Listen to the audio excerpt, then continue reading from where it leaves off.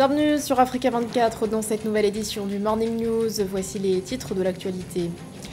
L'inquiétude de la communauté économique des États de l'Afrique de l'Ouest après la mort d'au moins 5 personnes dans des manifestations en Guinée.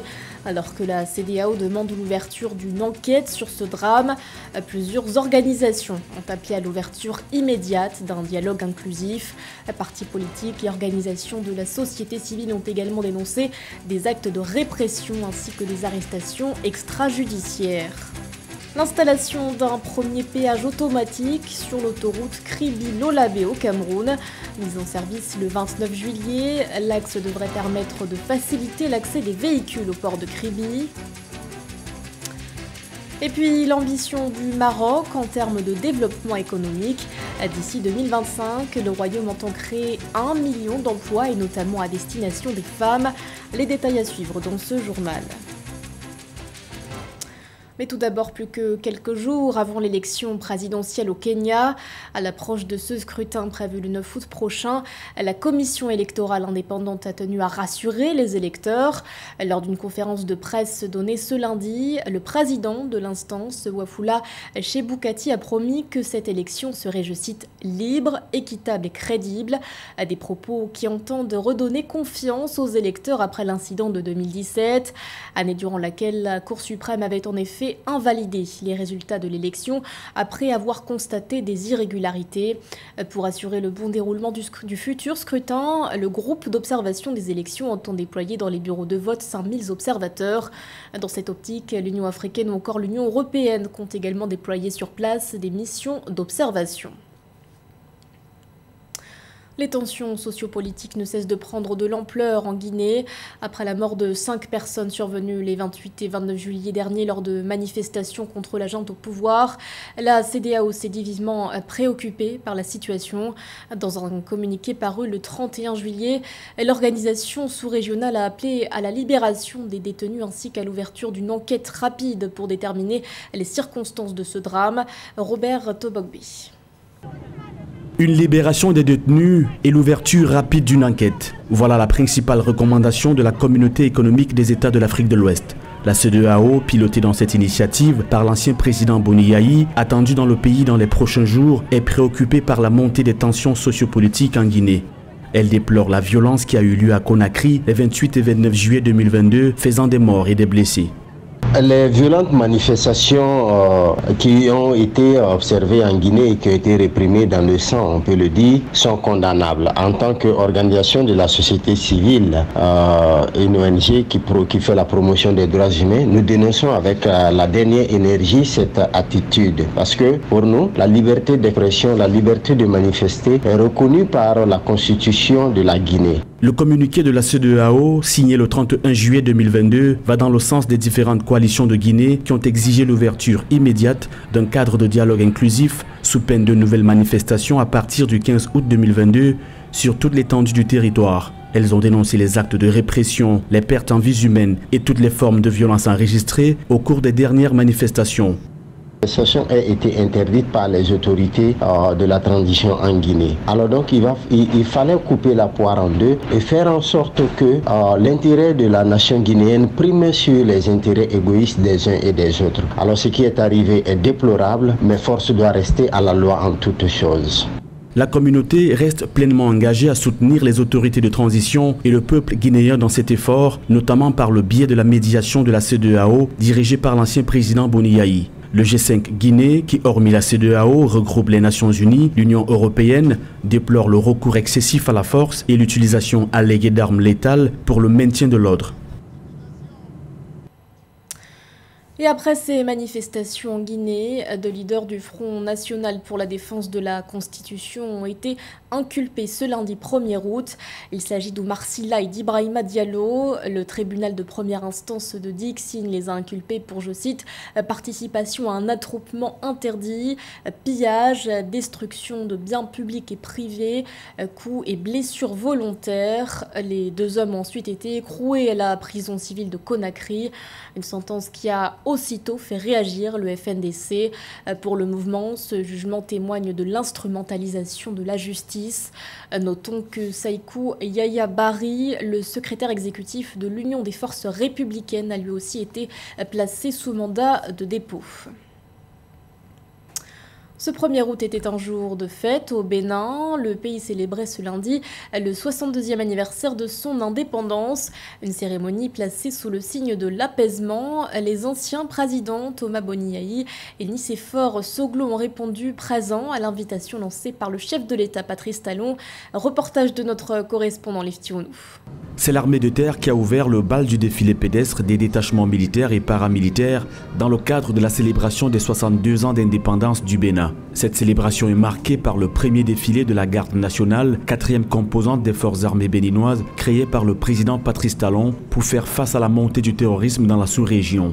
Au plan politique, cette fête a été rehaussée par la présence des anciens chefs d'État, Nicéphore Soglo et Thomas Boni-Yayi. Une première après un quinquennat marqué par des désaccords et des tensions entre le président Talon et ses prédécesseurs.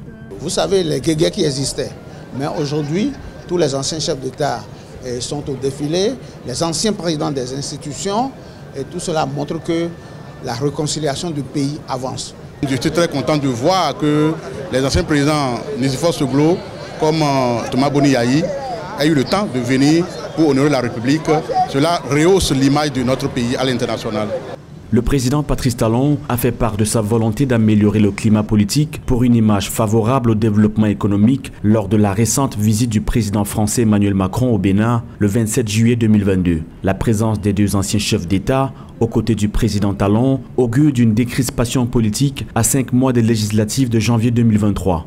On a besoin des anciens parce que sans les anciens, pour guider les pas des jeunes, je pense que ça ne réussira pas. Moi, je suis très fier de le voir. Mais il faudrait que ça dépasse le cadre seulement de leur présence à la fête. Il faut que ça aille très loin. Il faut qu'ils conseillent le chef de l'État. A noter que, suite à une série d'audiences accordées au président d'institution et ses prédécesseurs, notamment à l'ex-chef d'État Thomas Boni-Yayi au palais de la présidence en juin 2022, le président Patrice Talon a annoncé la formalisation d'un cadre de concertation entre anciens présidents de la République et le président en exercice. Par ailleurs, 30 opposants arrêtés en marge de la présidentielle d'avril 2021 ont été mis en liberté provisoire le 27 juillet 2022. Cependant, les deux principales figures de l'opposition à cette présidentielle, Rekia Madougou et Joël Aivo, respectivement condamnés à 20 ans et 10 ans de prison par la CRIE, sont toujours en détention. Direction à présent le Cameroun où un premier péage automatique a été installé à Mbeka sur l'autoroute Kribi-Lolabé.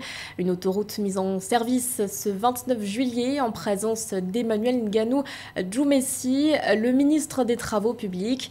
Long de 38,5 km, cet axe doit faciliter l'accès des véhicules au port de Kribi. Reportage de notre correspondant Narcisse Oum. Le premier péage automatique du Cameroun, construit à Mbeka sur l'autoroute Kribi-Lolabé, dans le département de l'Océan, a été réceptionné et ouvert aux usagers depuis ce 29 juillet 2022 par le ministre des Travaux publics du Cameroun, Emmanuel Nganou Djoumessi, grâce à un partenariat public-privé. La mise en service de cette œuvre architecturale marque un coup d'accélérateur pour la construction et la réception des 14 autres unités de péage modernes initiées par l'État depuis 2009. Le gouvernement entend ainsi tirer profit des avantages offerts par ce mode de commande publique qui suppose un apport de financement par le partenaire privé. Bien plus, le gouvernement s'assure que ces contrats de partenariat public-privé se traduisent en une moindre sollicitation du Trésor public, donc du contribuable, ce qui a induit que les usagers de l'autoroute Kribi-Lolabé devront s'acquitter des tarifs de péage allant de 600 francs à 5 600 francs. Sur les deux stations de péage déjà opérationnelles sur l'autoroute, celle construite à Mbeka est un ouvrage de pleine voie, très moderne, de 12 voies automatiques et avec un mode de paiement manuel.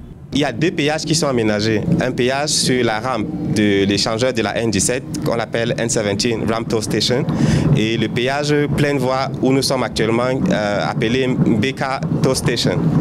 Le péage pleine voie, c'est 12 îlots équipés sur 8, donc 4 de part et d'autre. Sur les 4 de part et d'autre, on a une voie entièrement électronique. ETC, Electronic Toll Collection, et les autres voies sont des MTC, Manual Toll Collection. L'identification et la catégorisation est faite automatiquement, seul le mode de paiement est manuel. C'est suite à un accord de partenariat signé le 10 juin 2022 entre l'entreprise Tollcam, représentée par Philippe Serrin, son président, et le ministre des Travaux publics du Cameroun que le projet voit le jour. D'après cette convention, les 14 postes de péage routier automatique devraient générer 300 emplois, 7 milliards de recettes dès la première année d'exploitation et 5 399 milliards de francs CFA de recettes prévisionnelles jusqu'en 2039.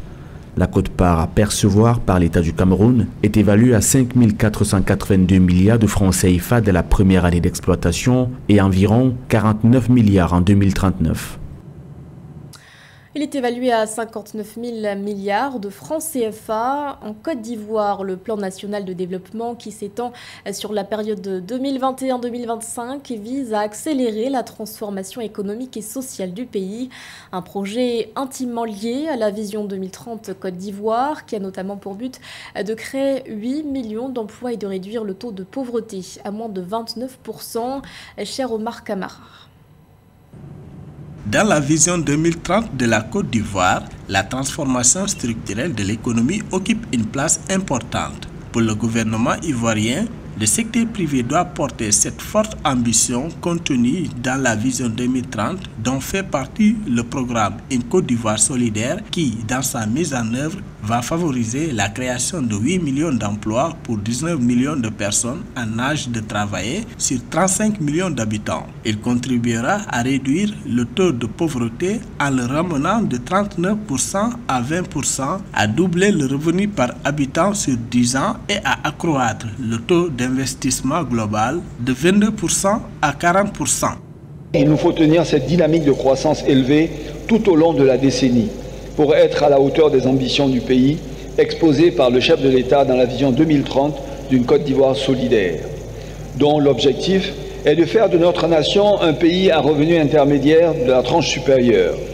Cette formulation macroéconomique, peut-être un peu austère, renvoie pourtant à des objectifs inouïs en termes de progrès économiques, sociaux et humains.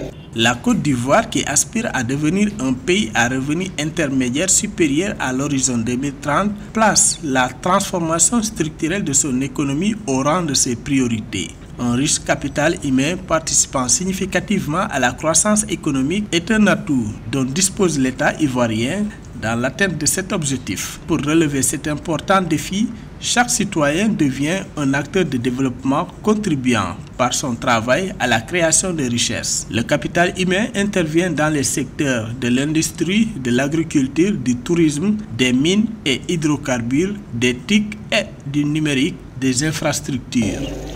Doubler à nouveau le revenu par habitant en 10 ans et propulser la majorité des Ivoiriens dans la classe moyenne. Deuxièmement, créer plus de 8 millions d'emplois supplémentaires d'ici 2030 afin d'intégrer notre jeunesse toujours plus nombreuse. 3. Réduire de moitié le taux de pauvreté pour le ramener à moins de 20% et intégrer des millions d'Ivoiriens à la dynamique de progrès. La Côte d'Ivoire, sous le leadership du président Alassane Ouattara, ambitionne de devenir un pays à revenu intermédiaire de la tranche supérieure à l'horizon 2030, conformément au plan stratégique Côte d'Ivoire solidaire 2030. Le gouvernement entend poursuivre cette dynamique à travers la réalisation de l'ambition programme Côte d'Ivoire 2030 qui place le bien-être du citoyen au cœur de l'action gouvernementale.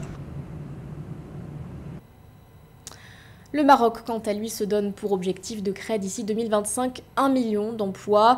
Une ambition dévoilée par Younes Sekouri, le ministre de l'Inclusion économique, lors de la 14e édition de l'US Africa Business Summit organisée à Marrakech. Pour renforcer la compétitivité économique du royaume, le ministre entend également miser sur la jeunesse. Joël Ballot.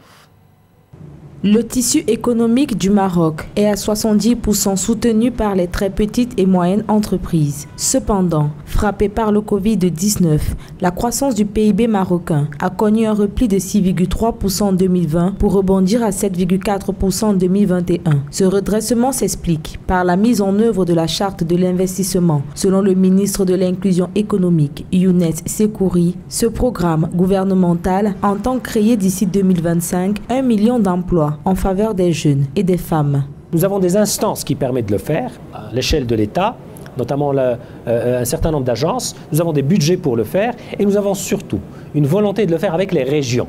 Parce qu'en définitive, les projets de développement se font au niveau local. Donc c'est ce type de partenariat que nous sommes en train de pousser et l'idée c'est de créer le million de jobs d'ici 2025 promis par le gouvernement. Si aujourd'hui l'économie marocaine est en nette progression, c'est surtout grâce à une main-d'œuvre qualifiée. Le gouvernement forme des jeunes qui auront la possibilité de travailler au Maroc comme à l'échelle internationale. Très sollicités à l'international, les ouvriers marocains bénéficient de la création d'une stratégie de mobilité qui vise à diversifier les ressources à travers les pays demandeurs. La solution, c'est de pouvoir encourager la formation professionnelle avec des circuits de formation qui ne sont pas trop lents pour pouvoir préparer des ressources humaines très rapidement, mais de qualité. Et l'idée, c'est de faire une sorte d'intégration verticale pour que les jeunes qui sortent de l'école, qui démarrent le supérieur ou la formation professionnelle, sachent dès le départ qu'ils ont la possibilité d'exercer au sein de leur pays, comme d'aller faire une expérience dans le cadre de ce qu'on appelle l'immigration circulaire. La tenue du sommet États-Unis-Afrique en juillet 2022 au Maroc aura permis au gouvernement de mettre en exergue les actions prises pour la formation des jeunes. La politique du gouvernement étant d'abord de promouvoir l'emploi salarié à travers des conventions avec les syndicats et le patronat, mais surtout de favoriser l'auto-entrepreneuriat. Ce journal a été réalisé par l'ensemble de la rédaction. Merci de votre fidélité. L'actualité continue sur Africa 24.